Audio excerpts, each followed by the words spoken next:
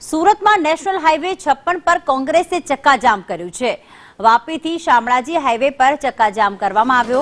પૂર્વ ધારાસભ્ય આનંદ ચૌધરી સહિત કોંગી કાર્યકરો દ્વારા આ ચક્કાજામ કરવામાં આવ્યું છે। નેશનલ હાઈવે રિપેર કરવાની માંગ કરવામાં આવી રહી છે। તૂટેલા રસ્તાના કારણે અકસ્માત થતા હોવાનો આક્ષેપ થઈ રહ્યો છે। એને લઈને આ ચક્કાજામ કરવામાં આવ્યો। ચક્કાજામના પગલે માંડવી જંખવાવ હાઈવે પર ટ્રાફિક જામની સ્થિતિ સર્જાઈ છે। तो मोटी संख्या में कोंगी कार्यकर्ताओं उमटी पड़ा है और नेशनल हाईवे 56 पर चक्काजाम करवामां आव्यो छे। तेमनी मांग छे कि हाईवे ने रिपेर करवामां आवे।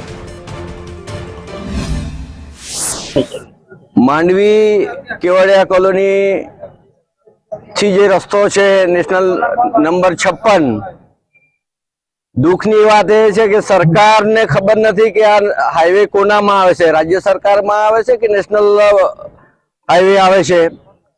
कोई जवाबदारी स्वीकारवा तैयार नहीं अने कोईनी जवाबदारी फिक्स थती नहीं। रेडियाळ तंत्र चाले छे।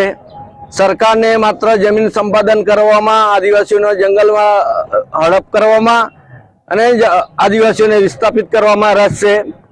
स्थानिक प्रतिनिधिओ, सांसद होय के राज्य सरकारना मंत्रीओ होय एमनुं कोई उपजतुं नथी।